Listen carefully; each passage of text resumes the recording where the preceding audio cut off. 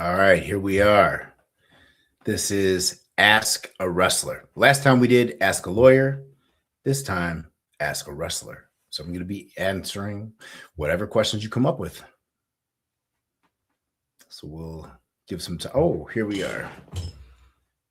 David Benoit said on CVV back in 2020, he has worked through it and forgiven his father and would like to see him in the Hall of Fame. It's horrible what Chris did, but if his own son can separate the wrestler from the dad, do you think that any company that does wrestling, Hall of Fame, or awards would be able to separate the two?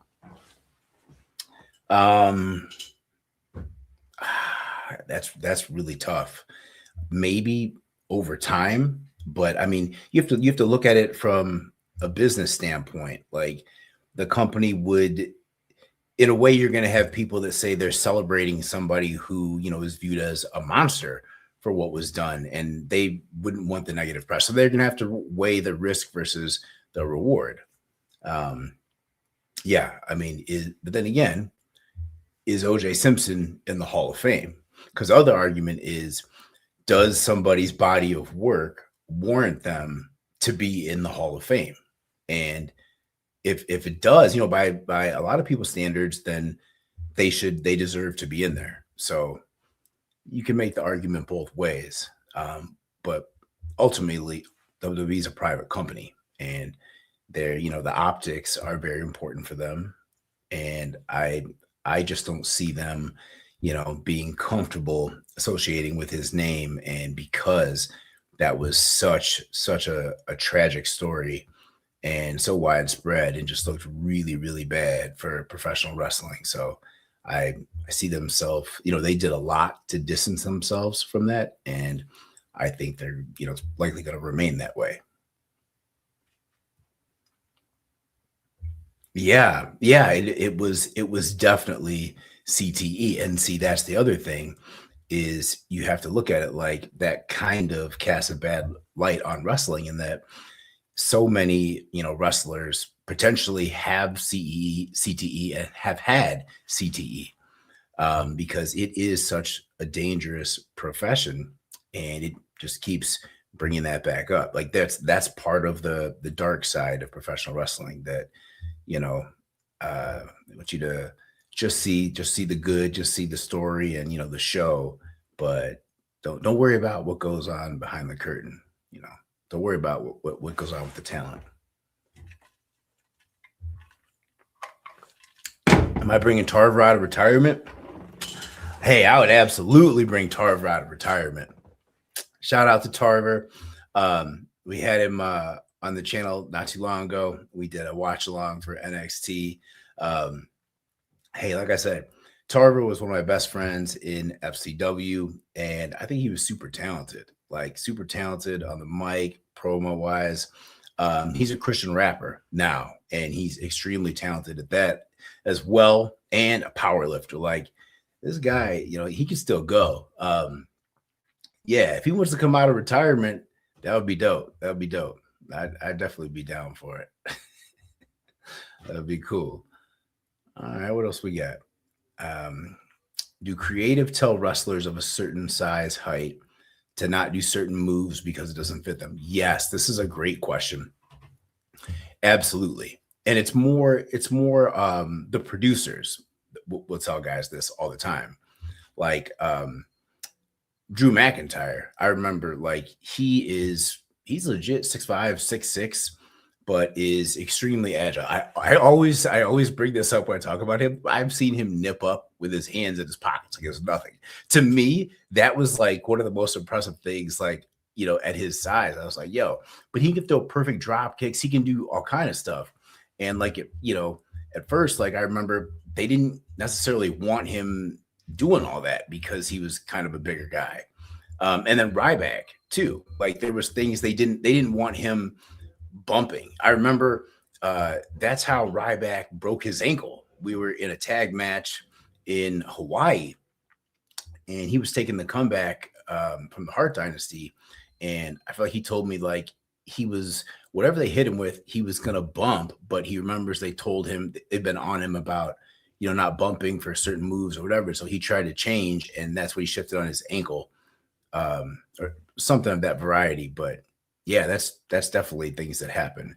Um, and then, you know, if it's a smaller guy, like they shouldn't really be able to pick up, a much larger guy, even though they probably physically can do the move because you're working together. And so the person you pick up, the person who's being picked up is supporting. So just things like that. But yeah, and then also, well, it used to be that they didn't want bigger guys, coming off the top rope. It used to be like that, but then now it's kind of impressive, if it's put in the right spot. But yeah, that's a great question. That absolutely happens. Did I ever hate an opponent for real? No need to mention any names. Um, to be honest, I no, I never hated anybody there because I mean we were all working together.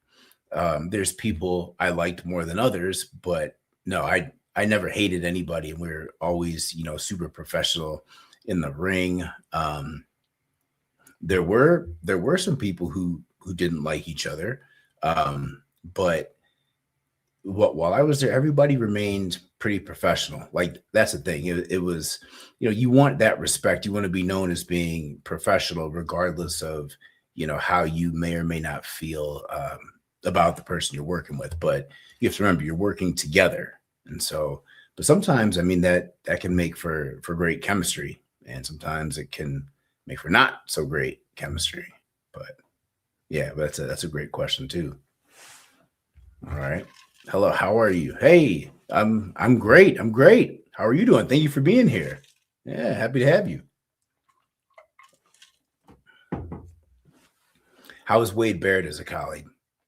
Wade was great. Stu, yeah, he's a great guy. He's really cool, fun. He's funny too.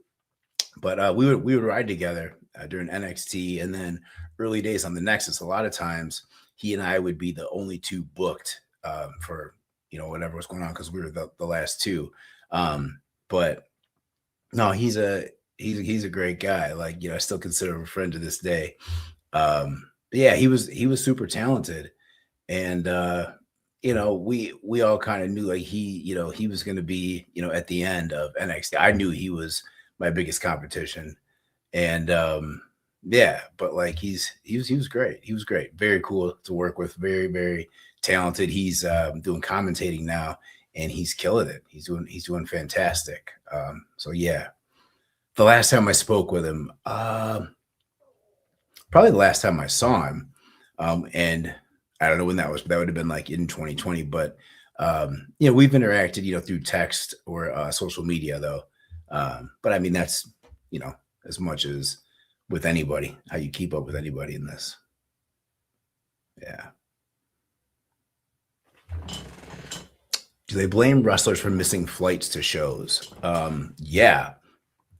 Like you could be in major trouble for that. Cause I mean, well, if you miss a flight, hopefully you can get on another one or something. But if it causes you to miss a show, that's a real problem. Like if you don't show up to work, like you're not going to get paid and you were advertised for the show. Like you do that more than once, you're probably going to be fired.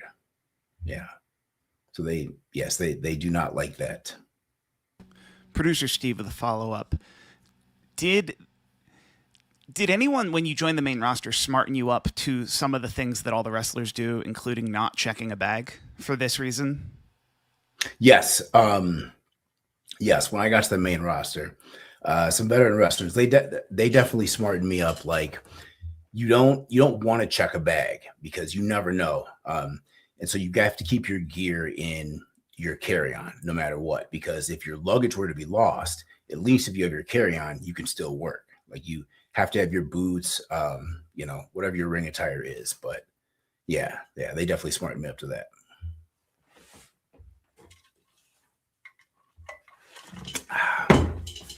Hey, Mr. Otunga. All right, first I just want to say you were my favorite Nexus member when I was a teenager, but my question is, do you plan on returning to the WWE or anywhere? Well, thank you. I appreciate that, and that means that you have great taste. Glad I was your favorite. I was my favorite too. Do I plan on returning? It depends. Like it would depend on what the role was. I wouldn't rule it out, and I would listen to any offer that came in, be it WWE, AEW, any company.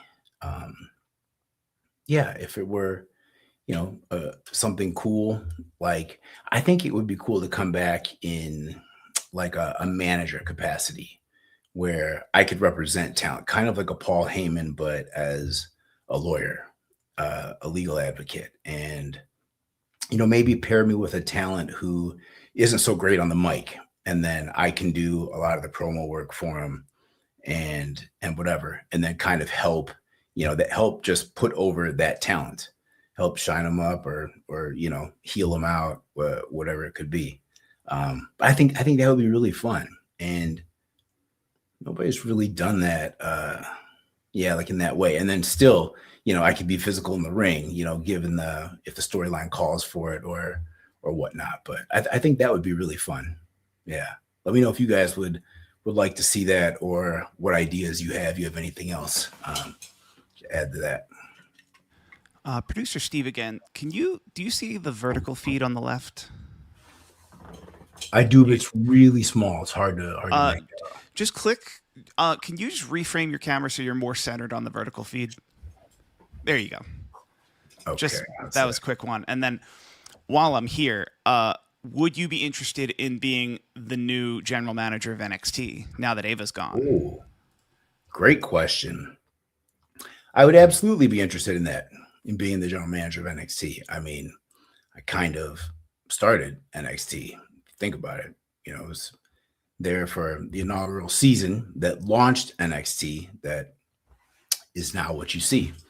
I was runner up in the first season, and I should have been the winner, but Wade was a good choice. But yeah, I would absolutely take that role. I think that would be fun.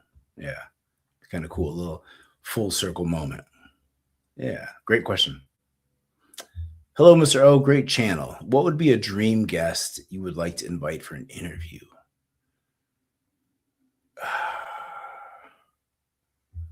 Wow. Um, there'd be a few. Um, Vince McMahon definitely be one. Um, John Cena. I think John Cena would be great.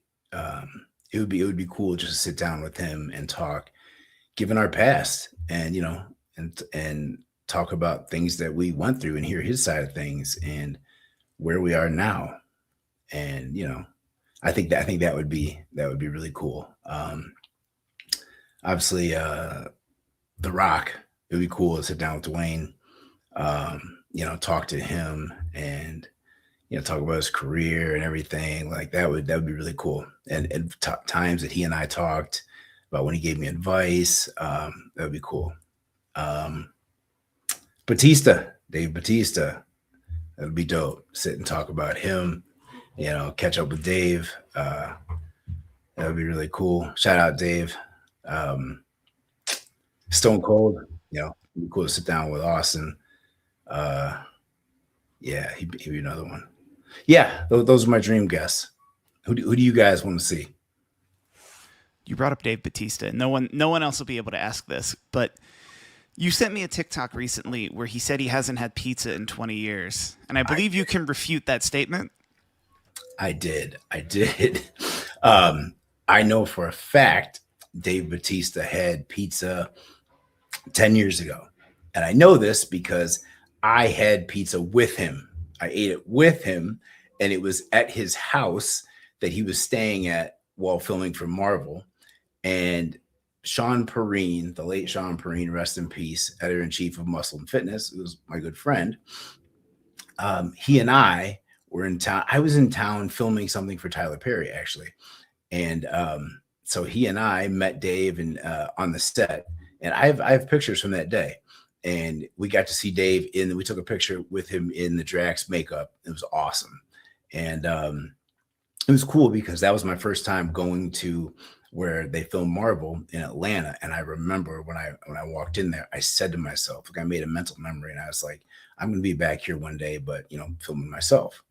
and which was cool. When I went back to the same place for She-Hulk. But anyway, afterwards, Dave invited us back to his house. So we were like, all right, cool. And then he ordered pizza for us from the Mellow Mushroom. I remember it was. And we ate pizza. So I know for a fact Dave had pizza. And this was I'm pretty sure it was like 2016. Yeah. It was between 2014 and 2017 for sure. But I feel like it was 2016. If he was filming the first Guardians of the Galaxy film, this would have been 16. But the second Guardians came out pretty soon thereafter, so it could have been 17. Yeah, it was right around there though, for sure. I don't know what to make of this question, but it is ask a wrestler. Did Michael Hayes really watch Brian Kendrick and Paul London shower? I don't know. That's... I have no knowledge of that. I'm not even familiar with this this rumor or question. I'm sorry. Me too. I figured I'd throw it up there. That might be something you knew, might be something you didn't know. Yeah. Can I bounce my pecs? You know, a little bit. There you go. This is more of a wrestler question. Can using your legal name as a wrestler be a legal loophole around WWE wanting to own your name? Yes. Well, it yes and no. Because technically within wrestling, WWE does own David Otunga. And I remember thinking about that okay, so on the one hand, you become a big star at WWE and it enhances your name, my legal name, David Otunga. Okay, great. And so that is my real name. So like me as a person as well, me as a lawyer as well. But technically they own David Otunga, the character in WWE, like professional wrestling. So I remember thinking, well, if I'm doing professional wrestling, it probably, is going to be with WWE and they're the biggest and, especially at the time. So this is okay. And so that's what I do. So technically like John Cena, WWE owns his name in regards to wrestling. So he couldn't go to AEW and be John Cena. There would be a claim against that unless he were to get his name back. Like The Rock now got his name back. The Rock could go anywhere he wants now that he got his name back, but otherwise he couldn't because the WWE owned that before. But great question. It's also worth noting The Rock got his name back because he joined the board of TKO. Like part of him buying into, so the idea that he would ever go anywhere else is counterintuitive because he's speaking of AEW. Vampire Kirill wants to see you there. You hope I make a guest appearance at AEW. Oh, that would be pretty cool. Yeah. That's a great promotion. I would love to check it out. Yeah, it'd be cool. What kind of a role would you like to see me in at AEW if I did make a guest appearance? What would you guys want to see me do?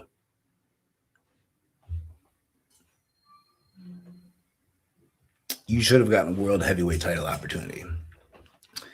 I appreciate that. And I agree with you. Man, that's something I always wanted to do. Well, wait a minute. I got opportunities, but I don't really feel like they were legitimate. Like they would throw me in random heavyweight title matches with Sheamus on Raw in the main event, and we would have fun, but like no story. I knew that they weren't going to let me win, so yeah. I wish that they had put me in a legitimate storyline and let me win one, have a title reign, and you name it. So, but thank you for that.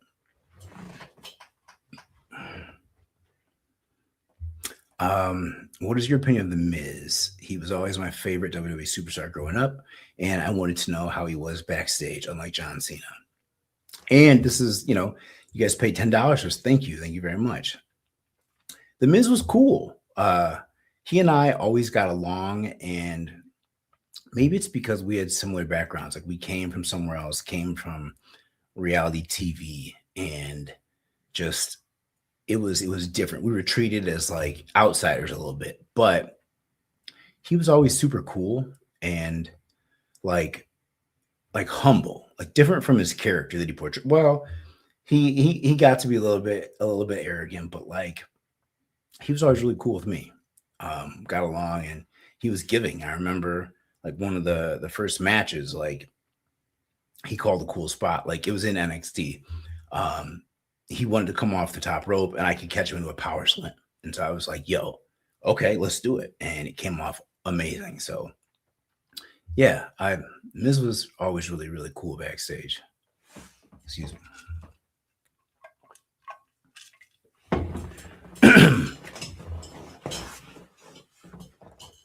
Toronto memories. I'm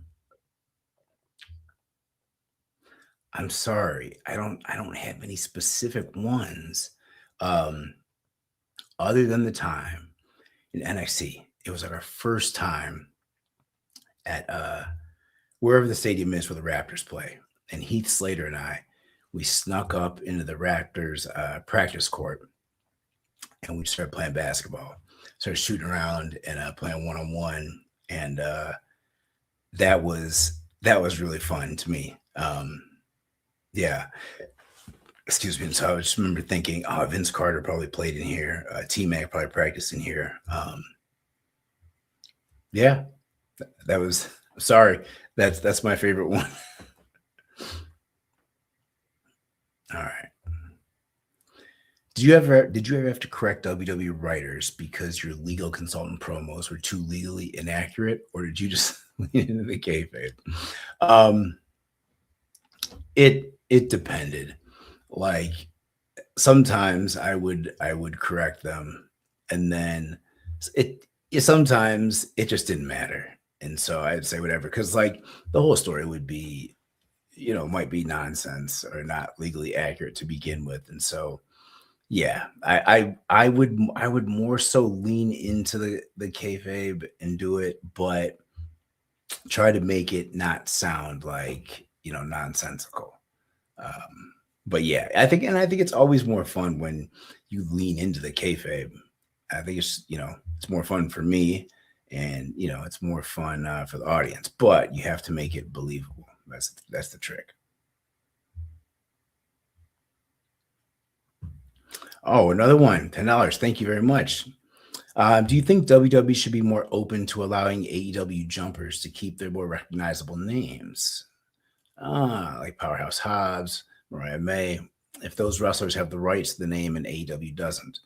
Um, yes, if they have the rights to their names and they're known, I think WWE should be open to that. Like, for example, yeah, if Powerhouse Hobbs owns the rights to his names and or his name and AEW doesn't, I think that would behoove WWE to bring him in as that name. You know, um, why start over? Why try to recreate the wheel? You've got him already moving. Just add to it. So yeah, I think they should be more open to that. Great question. Thank you very much. Producer Steve here. I also think there's another angle to that, which is from the wrestler side, which is to say, if you were Powerhouse Hobbs in the independents and then you took that name to AEW, and now you're going to the WWE and the WWE is going to be in control of your character, it's possible that you'd want to be known as something different while you're there to protect the name Powerhouse Hobbs in case they screw it up. That's true. Very similar to Hideo Itami. Yeah, that's true. Because the other thing is if you've built up your name, outside and you own it, when you go to WWE, they're going to want to own that name. So you would basically be giving up that IP to them and everything that you owned. Or if you wanted to maintain that, you might want to be known by something else for exactly that reason. Like if they don't do you any favors and they besmirch your good name there, at least you still have Powerhouse Hobbs that you owned and that you built up outside of it, or whatever the hypothetical name is. So yeah, I could see it for the performer. It might, if they really want to keep their name and they've put a lot of work into it, they might want to try a different name at WWE. I just saw a page on Instagram. Make a Black History Month post on you. Pretty sick. Oh, really? That's cool. Pretty sick. Thank you. Thank you for, and you donated $5. Thank you very much. So a page, an Instagram Black History Month page made a post on me. That's flattering. I'm gonna have to look that up. That is really flattering. That's really cool. Thank you. Thank you for sharing that. In my effort to find it, I misread that as Paige the wrestler made a Black History Month post about you, which is why I'm a little slow to actually find the post because That's funny. she's not yet. It's early. It's the 12th. Okay. Okay. Yeah. So she still may. That would be funny. Yes, I did. We answered this one. Yeah, I did have to correct the writer sometimes on my legal promos, legal consultant ones, but I, more often than not, just leaned into the kayfabe, especially if it helped the story. So yeah, I did. But you can't think of any examples where creative or Vince himself got something so blatantly wrong that you had to be like, I'm sorry, I'm still David Otunga, the lawyer. I can't be on air talking complete nonsense. No, they were generally pretty on point. To be honest with you, Vince, kind of really knew what he wanted in there. Vince, had a lot of experience, with the courtroom, and so he was pretty good with that, like with what he wanted. So there was nothing wildly inaccurate. There really wasn't. Yeah. How was it like guest hosting Monday Night Raw and left John Cena hanging in a tag team match? Um, that was awesome. That was one of my favorite moments in my career, if not my favorite. Especially because at that time, like getting to host Raw was a really, really big deal. Only really, really big, like names got to do that are outside like mainstream celebrities. And so the fact that I got to do that was huge. I vividly remember this because I was really green still, and you know, I get there that day and I don't know what to expect. But like when I walk in, I can't remember who I saw first. And you know what? I feel like it was Stu, the cameraman, and he was like, "Oh, big day for you." And I was like, "Whoa!" Everybody knows what's going on, and they're all really happy for me and stuff. And then, I'm looking for my agent, and I go out to the ring, and I believe it is Arn Anderson is out there, and I I go to find him, and I'm sitting there by him, and he's like, "All right, well, we got a bunch of things, and you open the show, you get your ton of segments, whatever, and Big Show's part of it or something." And Big Show comes out, and he sits down on the other side of Arn, and he's asking him something about the show and what's going on. Now, I've only met Big Show a handful of times. Like I said hello to him and whatever, and I had to show respect, or whatever. And I remember Arn saying, "Yeah, well, or Big no, he hands Big Show what the sheet, but then he's telling them, yeah, so Otunga's hosting, and he opens the show, and Big Show's like, wait, what? Rotunda is hosting? He thought he was talking about IRS, Mike Rotunda, but he's talking about me. Like he didn't even know who I was. And then Arn's telling him, he's like, no, I said Otunga. And he's like, Rotunda? He said, no, I said Otunga right here. And I'm like, hey, me. And he's like, the green kid? You're hosting? And then I was uh I was so hurt. Yeah. Okay. And he's like, you just got here. That was it. Yeah, I was hosting. So Big Show did not expect big things from me on my debut, but luckily it got rave reviews. From Vince, everybody, including John Cena himself, because then I put myself in the main event in the tag team match and turned on John Cena. But that in and of itself was awesome because that was my welcome to WWE moment, like legit.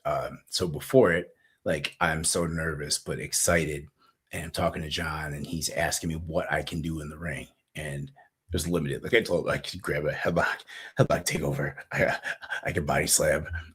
You know, I get a suplex. Like he's like, all right, this is what's gonna happen. He tells me through it, and then we're in the middle of the match, and uh, right before he tags me in the first time, like he comes over and he's like, who is it? Who's he working? It was a Miz, I think. He's got him in a headlock or whatever. But he comes over and he's like, "You ready?" And I'm like, "Yeah." And he holds out his hand. I tag it, and he's like, "Welcome to WWE." And then I get in, and and start going to take the headlock. But like, it was awesome. But like, it was just cool that like he said that. Like he's so dramatic, but like it was awesome. It was awesome in that moment. And then at the end, like where I double crossed him and I dropped down on him. That was awesome. That pop was amazing because we worked the crowd so well. Because again, this is in Illinois. This was Moline, Illinois. So this is almost like a home game for me because I'm from Elgin, Illinois. A suburb of Chicago, and so everybody knew me there from Illinois also because not only was I David Otunga, but I was Punk from I Love New York too, who was from that area. But anyway, I turned on the biggest baby face and healed out on him. That was awesome. Like that pop was amazing. And yeah, and I remember going back to the curtain and Vince was so excited. He was super happy. And John was himself. And John came back. This is the time. And he told me, he's like, "Man, that was amazing." And he's like, you're the next one. You're going to be it. And he's like, "Hey, I want us to ride together sometimes. Like, I want you to ride with me sometimes. Like when we get going." He's like, "Yeah, but this is going to be great." So yeah, that was one of the best memories. Yeah.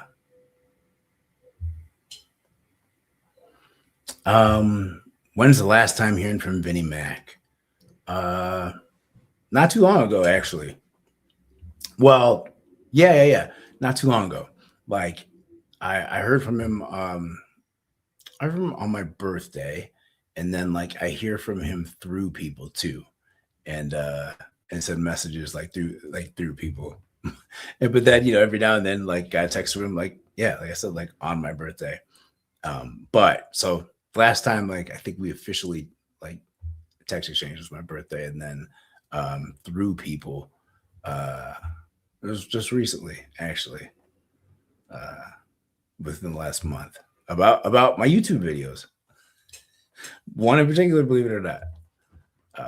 But yeah, good question. I can't wait to find out which one. I gotta remember which one it was too. Yeah. Do you know Rock and Roll Express and the Midnight Express? Do I know them? I don't. Um, I can't say. I can't say I ever met. Yeah, I can't say I ever met them either.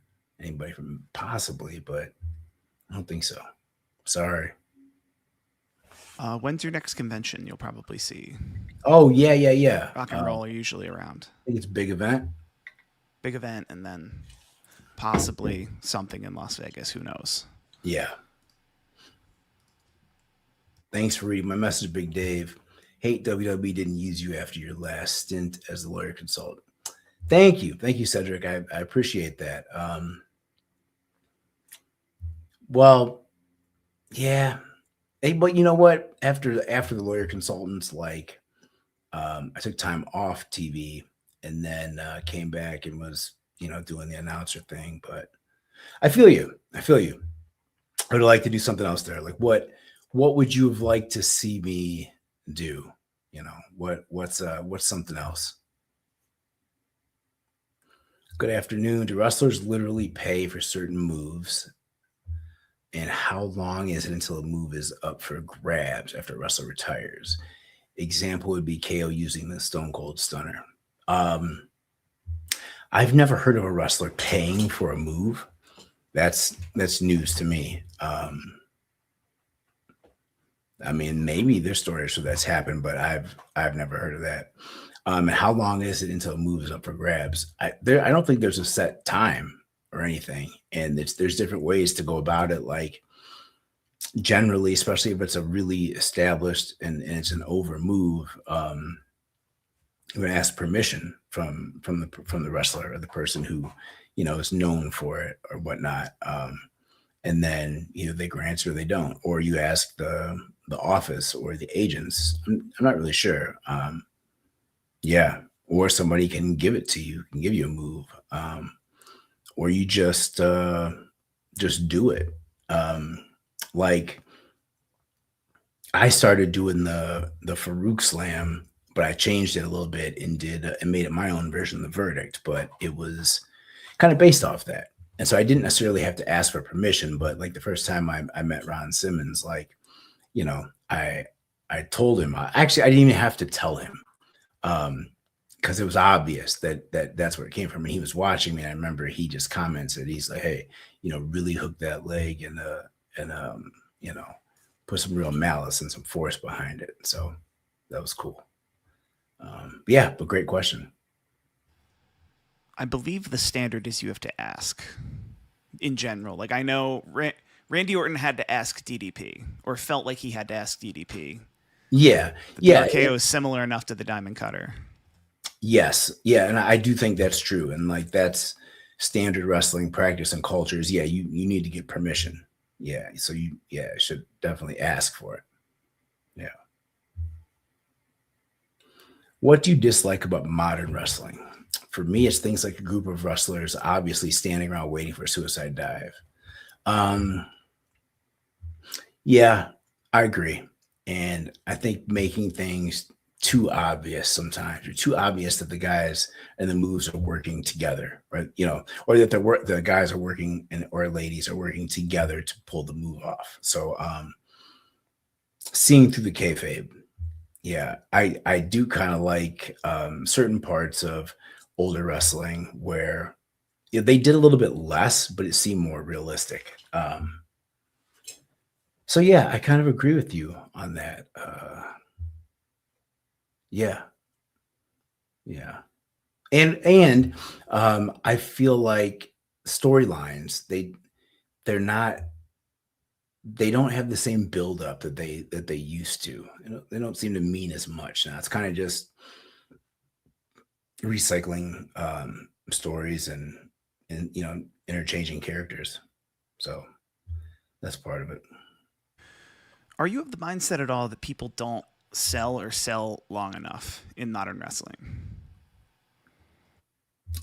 Um, yes, I feel people don't sell enough. They don't.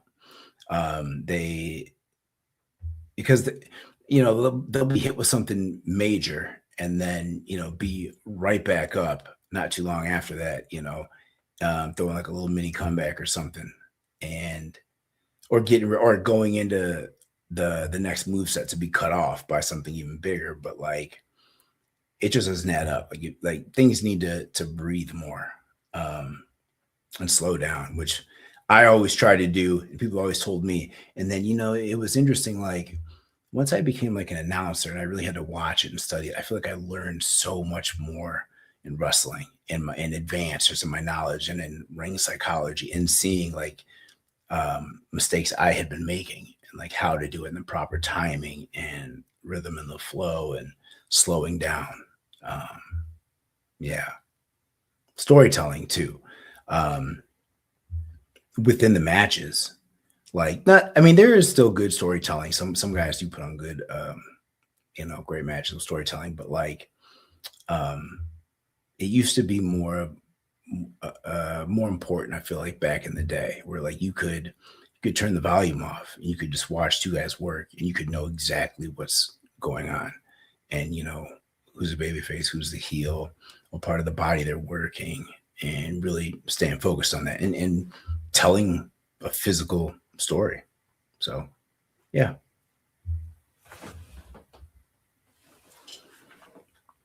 Hey, pleasure to meet you. I'm currently going to law school to be an intellectual property attorney, and I was wondering if you had any advice on how to network and offer my services to WWE. Um, well, hey, nice to meet you too, and good luck in law school. That sounds awesome. Any advice to network with WWE? Uh, yeah, I would say reach out to people in their legal department, or check on LinkedIn. Believe it or not, I would do that. See if they have any events near you. I don't know if they do. Well, I don't think they obviously don't do job fairs or something, but like you never know, because like they probably post listings and things that they're hiring for, I would imagine. Um, yeah, so I would say, just if be intentional about trying to find an in there or a contact, and go from there. Also, a more roundabout way, I'd say, is a lot of independent wrestlers and just athletes who try out to the WWE in some way, shape, or form. Those people usually need legal advice that they aren't seeking. The roundabout way could be to find somebody who you think is about to have a tryout at the WWE and befriend them and start doing legal stuff for them. And then if they get signed by the WWE,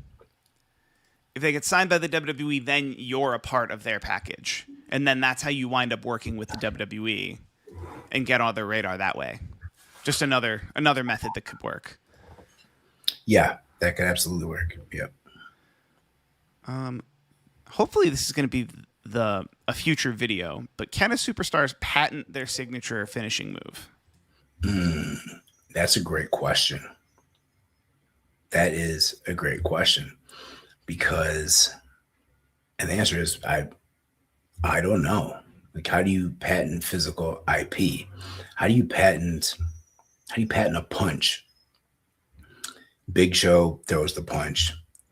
Tarver wanted to throw a punch. I think they were different, and they were, but WWE didn't see it that way, or Big Show didn't see it that way. He said they were too similar, so you can't. So like, how would you distinguish that? Because like, say Big Show patented his punch, and then Tarver came in and did his, and Big Show said, "Oh no, I'm taking you to court. I'm suing you. You did my punch." And then what would you do? Compare them, and like, what would you rule? That Tarver's punch was Big Show's? So clearly, it was different. It was almost kind of like a Superman punch, to be honest. Um, but then maybe Roman Reigns has a claim, or does Tarver have a claim against Roman Reigns for the suicide punch? So I think that you really can't, but it would be cool. Maybe within wrestling, they could set up like a kayfabe patent system where you can do that. Where, let's say your move is the knockout punch, then across professional wrestling promotions who subscribe to this, that's the only person who can do it. If yours is the spear, you're the only person allowed to do the spear across whatever promotion subscribe to this. I think that'd be a cool idea. We may know a lawyer who's tried or is trying to like legally trademark.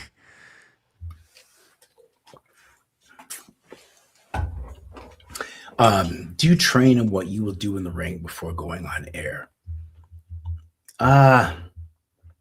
Train on it? Not necessarily. You might rehearse it. You might rehearse part of it. Um, if it's something complicated or intricate, or new. Yeah, but yeah, and you might walk through it. But I wouldn't say you go hard. You don't have like a full rehearsal generally, so you wouldn't really train on it. But yeah, not really. Can you describe the high you feel when walking out in front of a packed arena? What's the closest thing to that feeling outside of wrestling? Thanks. Um, wow. I don't know, because like for me, when I walk out there, it's like I'm in like what you call flow state, where I'm I'm just experiencing everything in the moment. I'm trying to anyway. And it feels amazing. Like time kind of either stands still or goes really fast. And like you just have no concept of time in it. Um the closest thing to that. Uh I mean, being in front of any audience is the closest thing to it. Like I do speaking engagements, and I'm doing two next month in Pennsylvania. I know one of them is at Gettysburg College. Um, giving motivational speeches, and I'm speaking for Black History Month as well.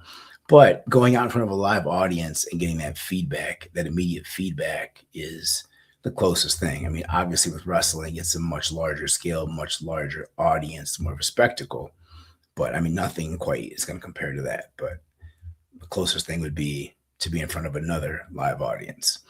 Um, Something else that feels good is like if it, if I'm on a TV show or people really enjoy my performance. I was on She-Hulk. Seeing the positive reviews is really cool too. Like when, because you don't get the instant feedback, but then when you do eventually get the feedback or the feedback on social media, like that is rewarding, and I feel that feels good too. Yeah, but great question. Super sticker. Thanks. Oh, you bought a super sticker. Oh, that's awesome.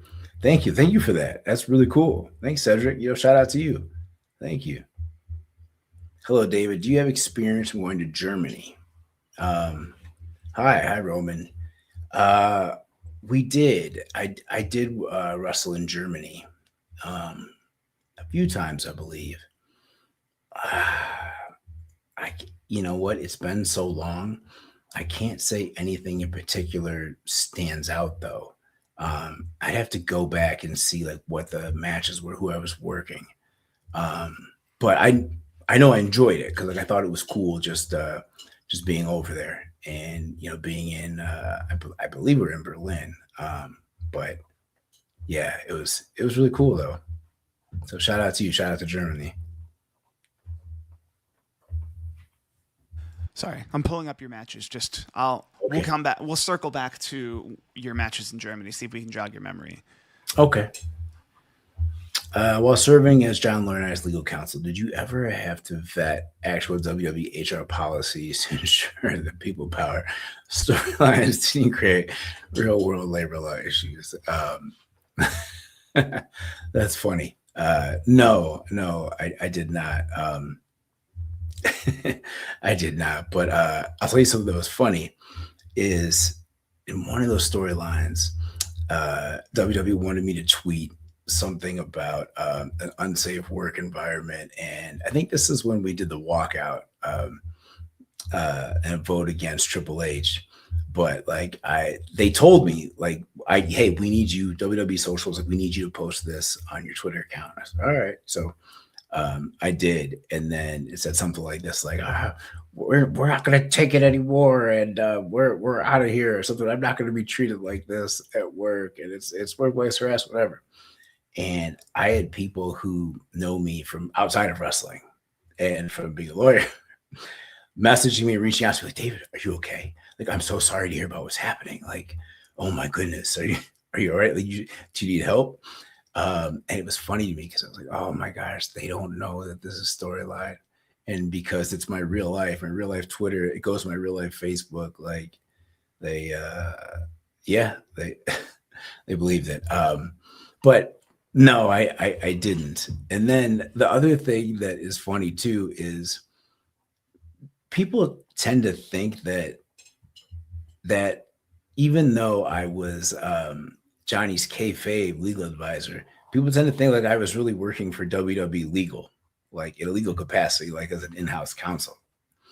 I was not. They never hired me for that. Like I did talk to excuse me, Jerry McDivitt though on the phone a couple times. He was nice. Yeah, but no, I never worked for them in that. Excuse me, in that capacity.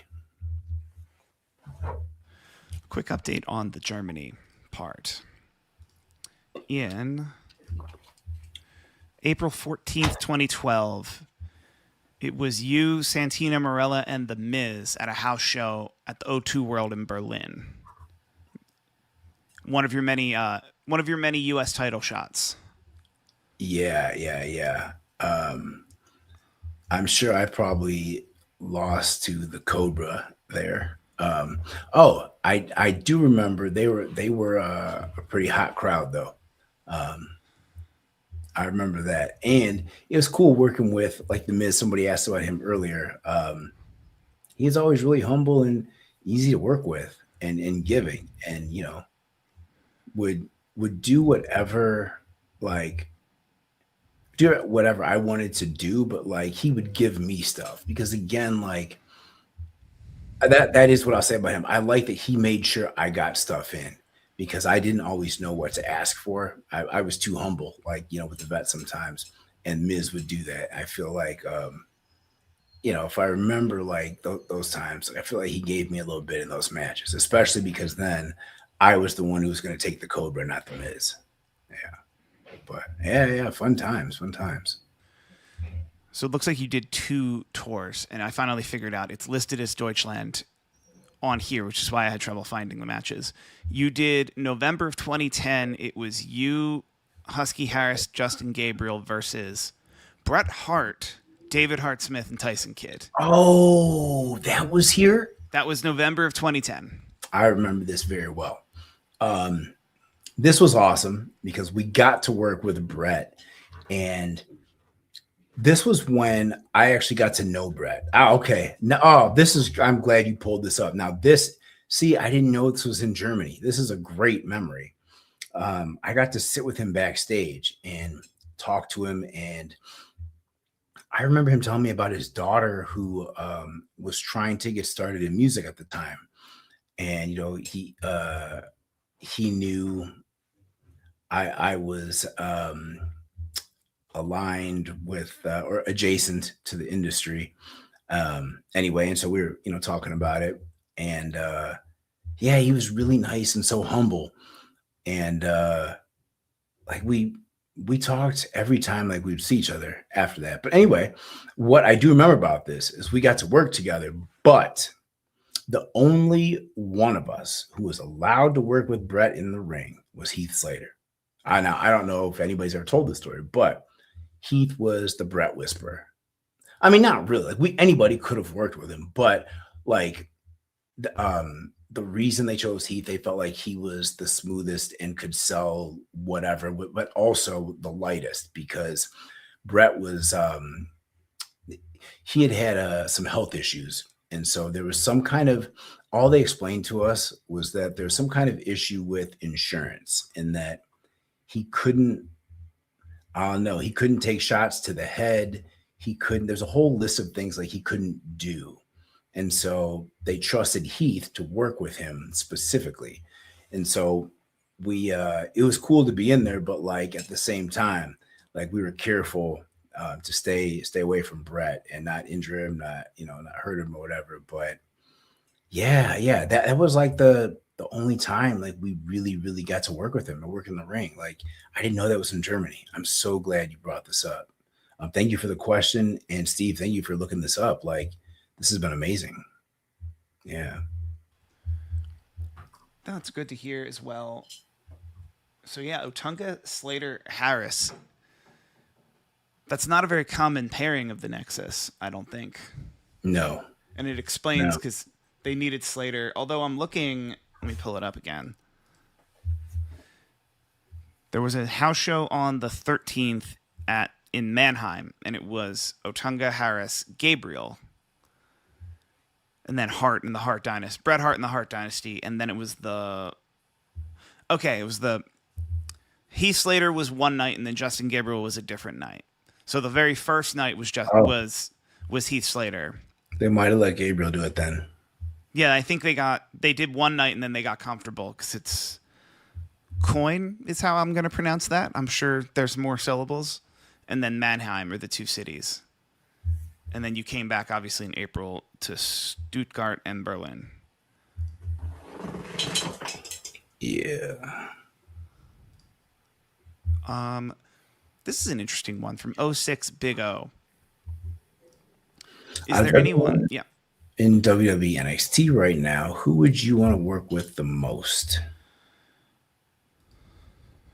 Hmm. Hmm. Um. There's a lot of talent. I'm gonna say I still would like to work with Randy Orton like one more time, like before he retires. So I'm gonna go with like the top guys and stuff like that. I said it before, like CM Punk, like it'd be cool to work with them again. Um, let's see, maybe Braun Breaker. That would be cool because I'm a big fan of his. Um, that could be a good match. Yeah. Uh, what's my guy's name? Javon Evans. Uh, Jav- Javon the High Flyer.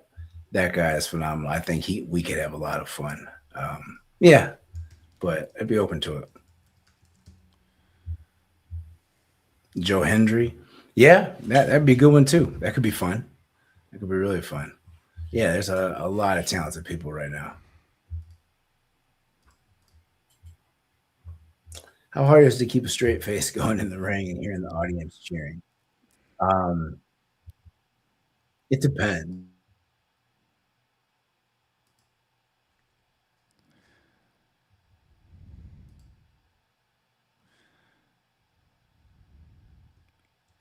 So I lost him at It Depends. I feel like we all may have.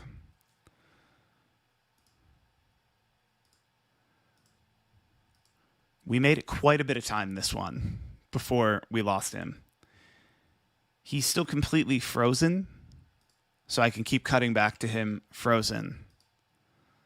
But we're gonna work all this out. Producer Steve here.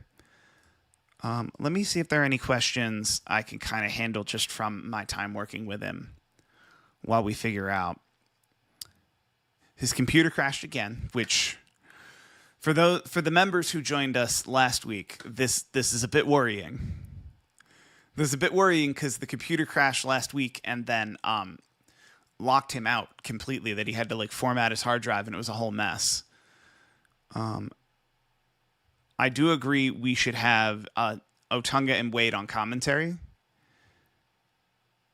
You'd still need a third person. You'd still need like a Morrow or a Michael Cole, like somebody to actually, because effectively what you would have is two analysts and then one play-by-play, like somebody to tell you what's happening and then somebody to tell you what it's like to be there.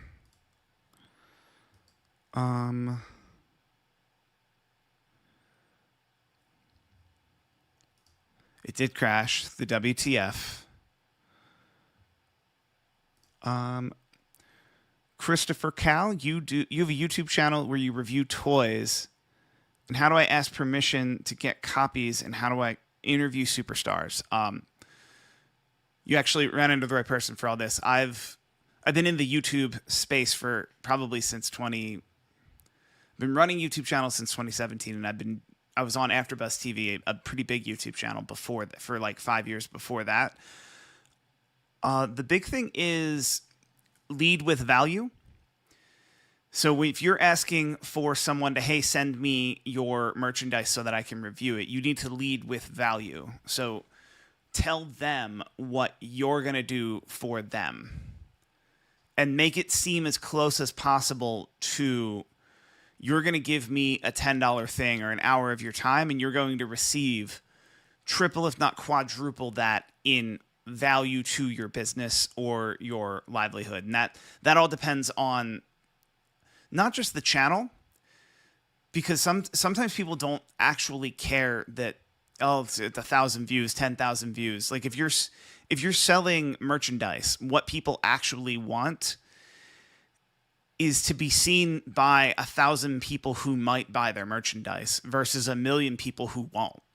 So my general advice to you here is to lead when asking for something from someone, to lead with your value to that person as soon as possible.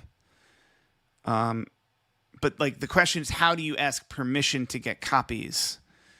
The key is to ask. Most YouTube channels have an email address listed in the description. Start with that email address and then work your way from there. What you don't want to do is get real spammy in like comments or mentions.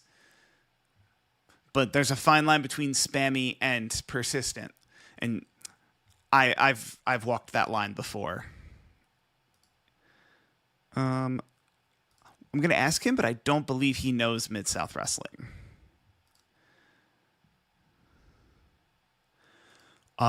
Neither David or myself speak Spanish. Hola. I'm back. Hola, David. Hola. I'm back. Apologies. No worries. You got to log back in, which was a big problem last week. Yes. Oh, yes. Yeah. Stephen Bergeron wants to know if you know Mid-South Wrestling under Bill Watts. If you've seen any of it in your travels. You know what? Honestly, I don't. I've heard about it. I know the name Bill Watts. You know, he had territory, was very, very well respected. But fortunately, I'm not too familiar with much of it. I mostly, I grew up with WWE and WCW, and even still, I was more loyal to WWE for the most part. But yeah. And also, I was answering a question from Christopher Collin. I think I misunderstood the question. He said to not get copies right and how I can interview superstars. I took that to mean how do I ask people to come onto my channel? And I'm realizing now that he wants to know how do I avoid copyright strikes. And the short answer to that is upload it private and see what gets claimed. And from there, decide what you absolutely want to keep. And one of our members says you should send them feet pics first. That might help. If you've never tried, you'll never know. Can't go wrong with feet pics. You know what? All right. this is gonna take a turn. I'll bring us back. At some point, somebody mentioned to me, "Hey, they got your feet or something on online or whatever," or they sent me some account, and there was some like Instagram account called Wrestlers Feet Pics, and it was, look, I'm not king shaming. I don't know what anybody's into, but I'm just saying this was news to me, and they had, sure enough, had me tagged in a post, and they had like zoomed in pictures, like they had scrubbed the internet to find like videos of me, and zoomed in on my feet. Like they had somebody, I was at a trampoline park with my son. Here's his feet in socks, and then, oh, look at those soles, and then like. I think we were doing the ice bucket challenge. I was barefoot or something. They had my son and I swimming. They had my feet in it. And I was like, I've found your wiki feet, but it's your channel. Do you want me to pull it up or are you good? Hold on. I was going to get to that. Okay. So then, like, I thought it was crazy, but then, like somebody else sent me hold on. I was reading the comments, like, what people say. And they were really talking quite favorably about my feet. No, but like they were like, oh my gosh, I think his are the best I've ever seen. And then like whoever owns the account, they would post random like appreciation ones, like more than once, like, oh, his are top tier or something. And I'm like, I don't know if I'm comfortable with this, but at least it's positive. Then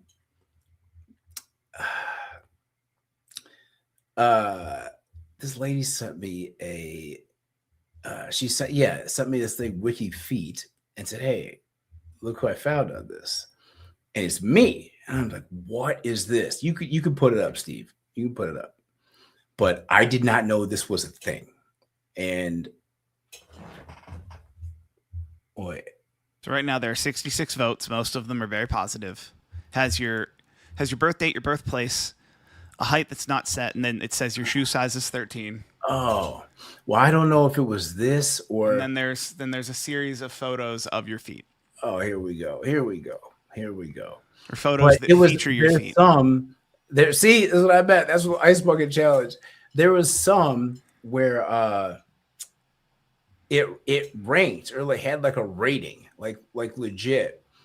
And I can't remember what it was, but mine was like almost 5 star 5.0. It was like Yeah, 48 four. 484. Oh, there we go. Sorry, yeah. There we go. So I mean, I feel like that's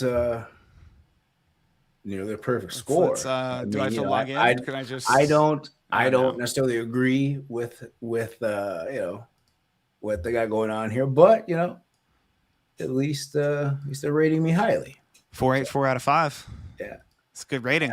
yeah. Um so we have a super chat from same Rasif05. Honestly, to me, and I believe to others, it's going to be shocking how all along The Miz was the face in real life and John Cena was the heel in real life all along. Ooh, that is a great one. Thank you for this and for a $20 comment. And you're not wrong. You're not wrong about that. The Miz was a great guy, well liked backstage by everyone, and John Cena was not necessarily liked by everyone backstage. In fact, um, it's more so I think John Cena he leaned into being feared more than being loved. He wanted to be feared and respected, more than being loved. So, if I don't know. I think John felt more like a colleague to most people, and you understand his good side and stuff, for a large part. But I mean, like, I feel like he's talked about that as much too, in being that he was so driven on success, and it's kind of a solitary thing in a way to be at the top. So yeah, great comment though. I think yeah, you're not wrong. So before your computer was super rude, we were talking to Joe R860 about keeping a straight face. Do you recall that Yes, question? Okay. yes. That is tough sometimes. Excuse me. Working with Santino would get me all the time.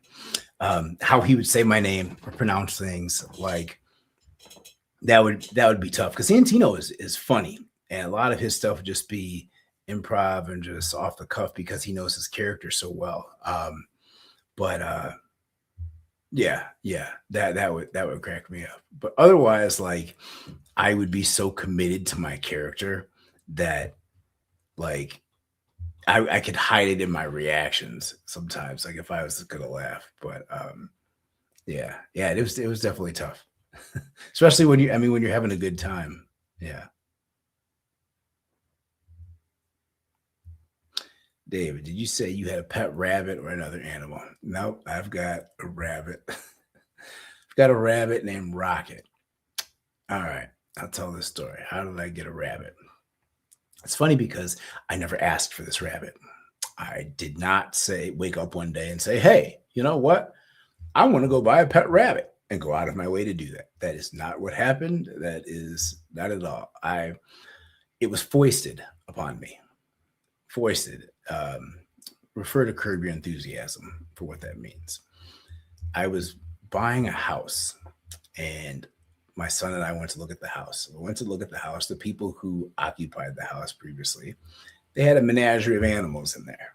And in the master, or sorry, in the primary suite, they had a rabbit that was penned up in there, and it was a nice rabbit. And my son, he's young. He played with the rabbit at the time, 5-10 minutes, whatever it was, and we end up going back. We really liked the house. We end up buying it. Um, we're there, and the people, they've moved. They're moving their stuff out, or whatever. They've moved it nearly out, whatever. It's getting time for the closing and all this, and we're there, and the lady just right in front of my son, is just like, hey, how would you like to have this rabbit? Because you've really made a nice connection with him, and I see how he's so connected to you. It could be really nice for you, you moving into a new house, whatever. And my son is so nice, and he loves animals. Oh yeah, that would be great. Sure, thank you. And but he's surprised a little bit that she's given, like, this is your pet. You're just giving him up. And she's like, yeah, I think it would be better with you or something. And then I'm not crazy about this idea. And I'm not happy that she just offered this to my son right in front of me. She watches this channel too, so she's probably gonna see this. But hey, I'm not very happy about this. And I know what you did to me. I know what you did to me. You know who you are. Because I end up we getting stuck with this rabbit. And I'm not happy about it, but I'm like, all right, well, how much trouble can a rabbit be? Don't they mostly stay in a cage or whatever? No, no. Um, if you don't know, I quickly found out. If you don't know, rabbits are poop machines. Like, the amount of little pellets, like they look like little Cocoa Puffs, the amount that they poop out daily needs to be studied. You would not believe it. However much you think it is, multiply it by 10. I'm telling you. I'm telling you. It's so much work. And then this rabbit used to have accidents and stuff. So there's little Cocoa Puffs like everywhere around the house, like in the carpets and stuff. Like, oh my gosh. And then I realized, and it eats hay. I gotta have hay. I now have like a little barn in my house. Now I realize, when I finally moved in, there was all kind of weird stuff in the primary suite, because I told you they had like a little farm in there for this rabbit. Like, what are they doing? Anyway, it quickly becomes a lot of work. And obviously, what happens, parents? When your kid gets a pet, you get it because you're the one stuck cleaning up after it, which I am. Anyway, this was in Chicago, so as I said, my son and I we moved to Los Angeles a few years back, and we had to take the rabbit with us because nobody would take the rabbit from us. And oh, by the way, I realized this is what I mean by foisted. That lady played me because she wasn't giving the rabbit because she was being nice and thought that my son would really like it. It's because she couldn't take care of the thing. And she knew it was a poop machine, and she wanted to get it off her hands. So she gave that problem up to us. So anyway, we were flying back to Los Angeles, and we took the rabbit with us. Paid for, we have first class seats. I paid for the rabbit to have a seat with us, first class seat with us. Paid for the rabbit's passage, and this was American Airlines. We get on. It's David and I, the rabbit. Yeah, I don't know if you know, rabbits don't make any sound. They don't talk, they don't bark, they don't do anything, right? Rabbits, they don't make a sound. It's a little carrier. They're quieter than a cat. Under the seat, nobody even knows what we have, except for them when we put them under there. People are like, oh, it's so cute, whatever. We sit down, ready to take off, and the flight attendant comes and says, sir, I'm sorry, but we cannot let you fly with that rabbit. It's against FAA regulations. And I'm like, what? What do you mean? Like, no, you can't fly with that rabbit. I'm like, wait a minute. I can fly with this rabbit because I've signed your document about the pet request and paid you money already. I have my receipts. We're in first class. Like, you guys did that. And she's like, yes. And that was a mistake on the part of our person at the front. And, they're going to be reprimanded for it. I'm like, well, still, like, you can't do this. And she's like, no, the rabbit can't fly. And I'm like, well, what do you, like, where the plane's about to take off? What do you mean? That means we can't fly, or I leave this rabbit here. In that moment, I wanted, here, take the rabbit. Then fine, keep the rabbit. No, I can't do that. So then I'm like, all right, Dave, we got making us get off this plane. So we're upset. And other people, these people, like, in first class, you see what's going on. Like, wait, what's going on? They won't let him fly because of the rabbit. Somebody back was like, please, it's a father and his son. The pilot comes out and says, what's going on? And the flight attendant, she's angry. He can't fly. He's got a rabbit. And he says, a what? It's like a rabbit. Like a bunny? Yes. He's like, I don't care. And so she's like, what? So she comes to me and she says, well, you can't fly with this. It's against regulations, but the only way is if the pilot approves. I'm like, okay. So she's like, so you have to ask for his approval. Okay. So I go to, excuse me, sir. May I fly with my rabbit? It's my son and I already paid for this. And he's like, sure, it's fine. It's fine. So we're allowed to fly. We get to Los Angeles and I look over at my son and I'm like, this dang rabbit, it foisted upon us. But we went through so much trouble. I told Rocket, I was like, all right, you're a Californian for life now because you can't leave the state. You can't fly out of here. I'm not driving you anywhere. This is where you're gonna live. You are now a Californian rabbit. But we went through so much with him that he became part of the family. So it's one of those things where like he was a pet that I begrudgingly had, and then it's funny because like I take so much care of him and stuff. Now, like I worry about him almost like he's another child. I have to feed him every day, keep him alive, and clean up his millions of cocoa puffs everywhere. Choose my cords up. That's the worst part. Like I'm struggling to see what the good parts are about having a rabbit. He's cuddly and he's cute, but mischievous is an understatement. I don't know why I'm still putting up with this, to be honest, but that's our Rocket.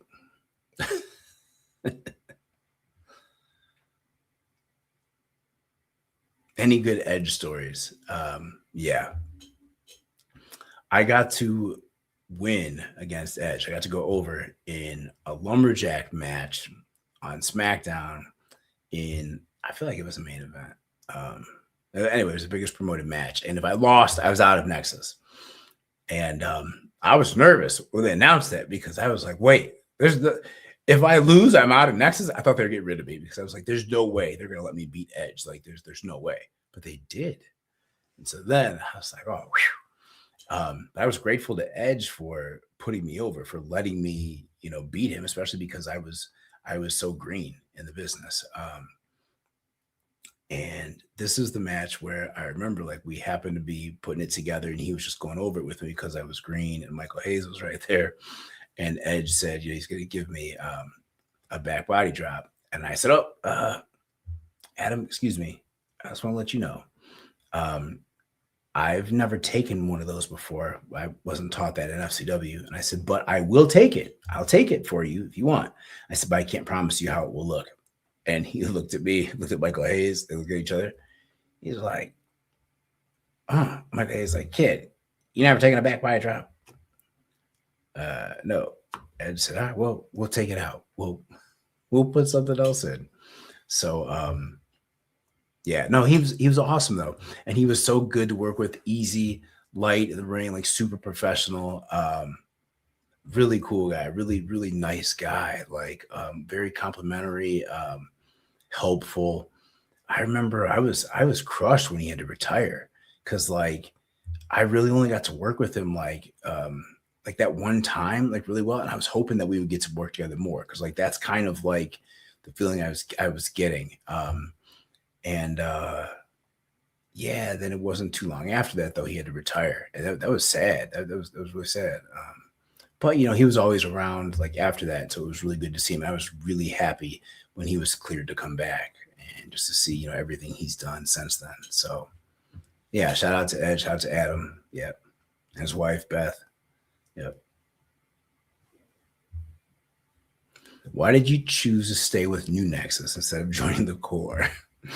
Or did they just tell you that was part of the script and you just went with it? To be honest with you, they just told me that was part of the script and I went with it, but I was happy to. I didn't want anything to do with the core. I still wanted to be the leader of the Nexus.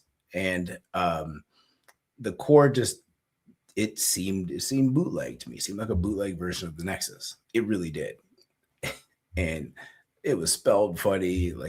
I'm sorry. It just didn't seem that creative. It looked thrown together. And that's what it was. And I wanted to do my own thing. So I kind of felt like most of the Nexus, because Wade was going, Gabriel and Slater, like they were core members of it. So I think that's kind of what the core was supposed to mean, that they were trying to say they were the core of the Nexus. fine, whatever, beat it. That's like a inadvertent shot against me because I'm taking the Nexus and I am starting my own thing, have my own people. So yeah, why I would have chosen anyway. So it worked out perfect for me. I have an interesting video idea. Just came up with it now. You and I watch an episode of Evolve, which is on Tubi. It's the rung below NXT. And then we book a new Nexus of Evolve people. Okay. Let me know in the chat if that sounds fun. I think that would be a lot of fun. That could be cool. Obviously, we have to watch Evolve. Crisscross Adventures, YouTuber. My mom and I have an adventure show that covers everything, even pro wrestling. 321,000 subscribers. Says, I will help you with your YouTube channel. I believe the email you can email is in the description. Let us know. Yeah, thank you for that. That would be awesome. Yeah, Crisscross Adventures. Thank you. I appreciate that. Looking forward to this. David, I have a question. If Nexus defeated John Cena, would you have been a high tier card winning the WWE Championship or World Heavyweight Champion, considering this was 2011? I don't know. It's hard to say because the Nexus has defeated John Cena. I'm assuming that we would have stayed strong, stable for a while, which would have, in theory, hopefully, helped to elevate, all of us, creatively. But there's no guarantees, to be honest. Like just beating John Cena at SummerSlam, that wasn't enough to say that would have, like solidified or guaranteed that I would have, gotten top tier or, top high tier card winning, or championships. Yeah, that it wouldn't be that because even the way Nexus went, like I still was on my way to that. I think that I would have gotten championship opportunities. I think I would have been world champion. I believe that. If I would have stayed, I do believe that. But it was taking much longer than expected, and it was coming at a time in my life where it was having a negative impact on my family where I had to make a choice. But I feel like if I had stayed, that eventually I would have been world champion. I believe so.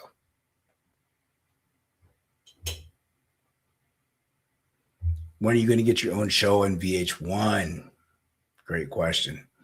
Does VH1, do they still do shows? But believe it or not really. Believe it or not, they offered me my own show. And so after, okay, let's see here. After I Love New York 2 was done, I get signed to FCW in 2008. So I Love New York 2, 2007. In October 2008, I'm signed to FCW. I moved down to FCW and I'm there for, before that, I'm sorry. Before I signed to FCW, VH1 called me in to do I Love Money, the original one. And I went there. I went to Mexico. They were filming it in Mexico. And right before, like the night before we were supposed to start filming, they came and told me, hey, Punk, I'm sorry to tell you, but we're not going to use you this season. They're like, yeah, we decided we're going to hold you off for another season because we have a plan for you. So I flew home and ended up getting FCW. Fast forward, I'm in FCW and I get a call. They now want to book me for I Love Money 2. But I'm like, sorry, guys. I'm in FCW. I was like, the only way I would do it is for my own show. And then they were like, well, you'll get your own show, but you got to come do this first. And I'm like, sorry, I'm in FCW. I'd rather focus on this for now. So I turned it down. I did tell him, hey, you guys should go look up Frank the Entertainer, though. And so he eventually got a show. lasted a little bit, but yeah, that was it.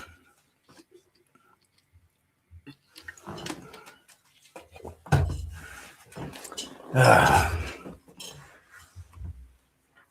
let's see here. Sorry. Um, the next evolutionary step, I would say for them main eventing more and just being treated with the same respect as the men. I think it's getting closer to that.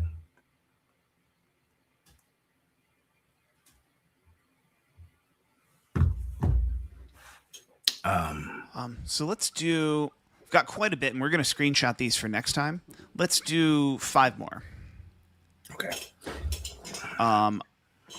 Let's go with this first one, Mr. Wallace 93. Oh, hold on one second. Go for it. That sneeze. Whew.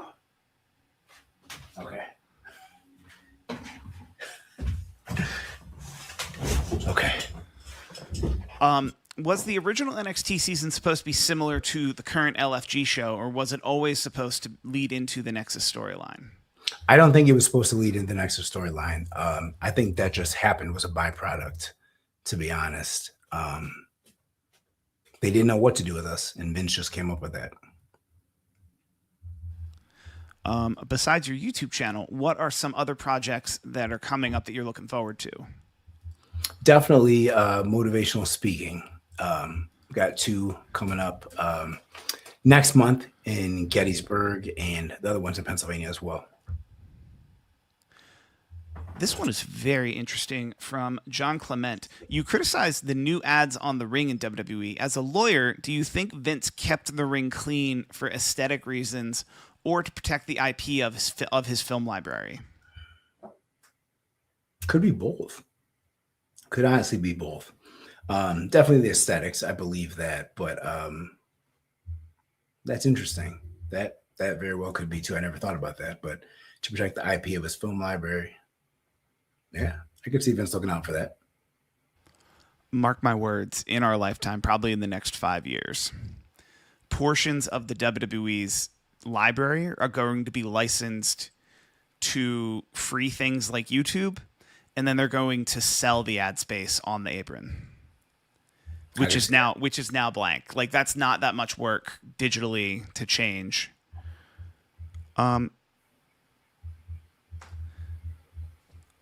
Schlid GN90, do you think WWE was intimidated by both your intelligence and your race? Yes. And if I'm being honest, I don't think it's just WWE. So I think that's something that I deal with a lot. But within WWE, I did feel that, especially because a lot of the people I worked with, no disrespect, but they're, didn't go to college. So probably the highest level of education was high school. And, they would be in superior positions to me. And I could tell sometimes by things they said, oh, they feel a way about something, or they, feel a way about this. And I'm talking about the intelligence part first, but, you combine the race. Yeah, definitely. Nothing like, certainly nothing overt, but, I'm perceptive enough to be able to read what somebody's saying, and then in a way it's kind of obvious. So yeah, great question.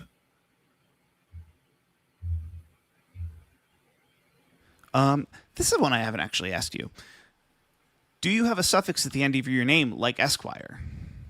I don't yet. Like, I could get it. I've considered it because I think it would be cool. I might do that.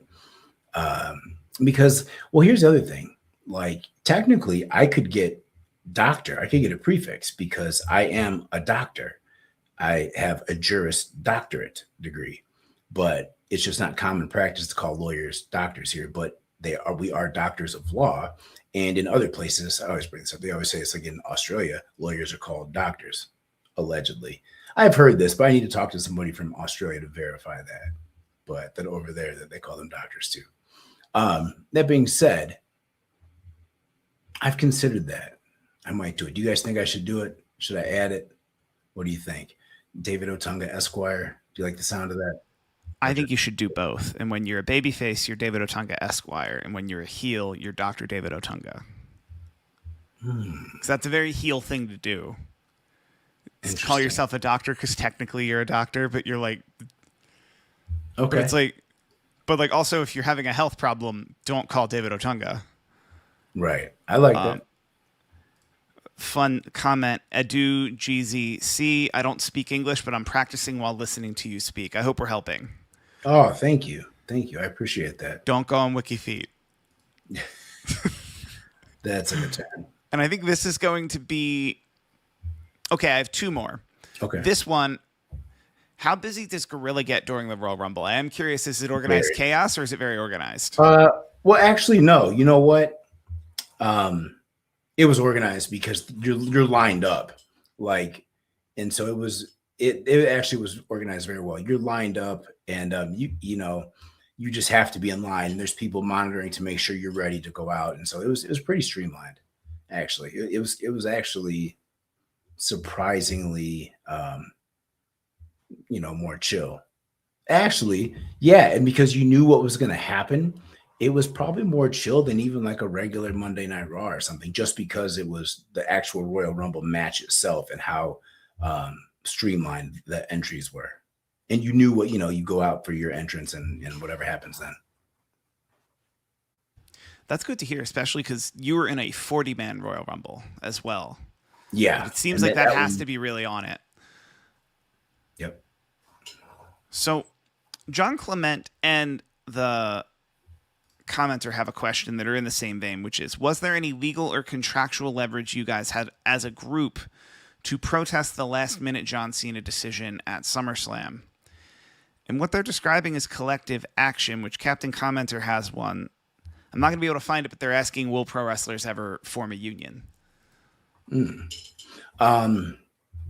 No, we did not have any contractual leverage at all. We could just protest, but nothing in our contracts. In fact, John Cena, I wonder if he may have had something in his contract that allowed him or gave him some kind of authority to do so, to determine match outcomes, because I'm starting to realize that was more frequent than I thought. I didn't know that it was as prevalent. So that would make a lot of sense, and looking back at John Cena's career, I could see that as being something that he would want in there. I can't blame him. If I get it, shoot, I could book myself. There was Super Cena, you're gonna have Super Otunga. Yeah. The question: will wrestlers ever form a union? I don't know, but you know what? Lately, it's starting to look like it's more of a possibility now than it ever has been before. I feel like, and we've been talking about it. I've had a number of people reach out to me, talking about that, encouraging, and seeing where we're going to go with that. I'm not saying that I'm actively starting one or whatever, but I'm open to hearing what people are talking about if I can help in any way. So wrestlers are forming a union tomorrow, and you're going to be the president. That's what I heard. Is that not what you said? I guess that's the soundbite. Because that's what Dave Meltzer's going to say tomorrow. So we just need to be ready. All right. And Samuel Pagan wants to know if that's a green screen behind you. Absolutely not. That's his office. You heard it here first. And a rabbit running around. The rabbit lives in the office. Yeah, but the rabbit sheds and makes me sneeze like crazy, like really bad. Almost got me earlier. I've been trying to hold it in the whole time. I think I'm allergic to this rabbit too, by the way. Whew. Why he has access to the office? I mean, hey, Well, it's Otunga and partners. The partners is the rabbit. That's true. Otunga and Rocket, attorneys at law. That's where we can end it. All right. Thanks, y'all. Thanks, guys.